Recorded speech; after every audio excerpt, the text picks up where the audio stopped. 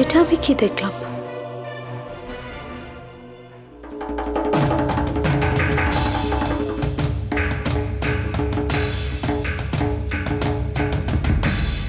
না, তুই যেন কি বলতেছিলি?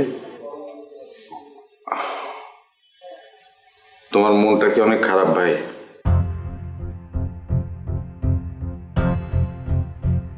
তুই ফাইলের কথা কি জানি বলতেছিলি?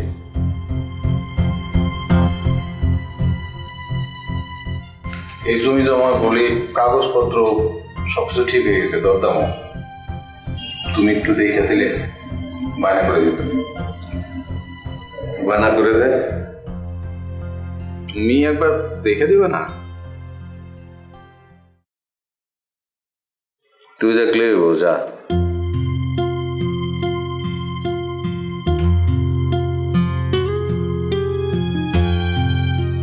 তো যাইতে করলাম না?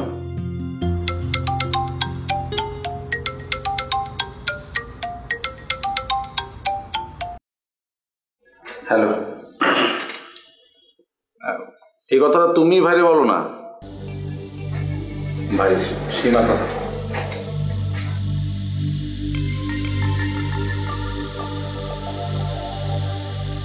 হ্যাঁ মাঝে বলো। ওরে বাবারে, সে সাধ্য আমার নেই। আমি যার সাথে ওয়াদাবদ্ধ, ওয়াদা ভঙ্গ করে আমি তার মনে কষ্ট দিতে পারি না।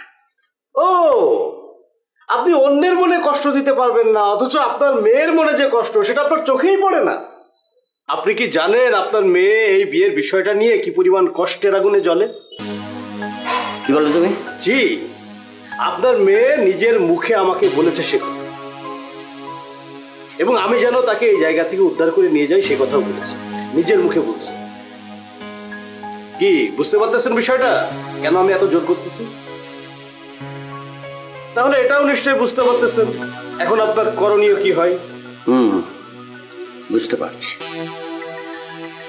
শোনো জসিম, আমার মেয়ে যখন তোমার কাছেই তার কষ্টের কথা বলেছে, তো আমার হয়ে আমার কথাগুলো তার কাছে তুমিই বলে দিও। অবশ্যই বলবো, অবশ্যই বলবো। আপনি বলেন কি বলতে হবে এটা বলেন। প্রয়োজনে আমি ওর হাত পা বেঁধে অথবা কেটে টুকরো টুকরো করে বস্তায় ভরে ওই বাড়িতে পাঠিয়ে আমি আমার ওয়াদা রক্ষা করব, তবু ওকে তোমার হাতে আমি তুলে দেবো না। ওয়ালাইকুম আসসালাম।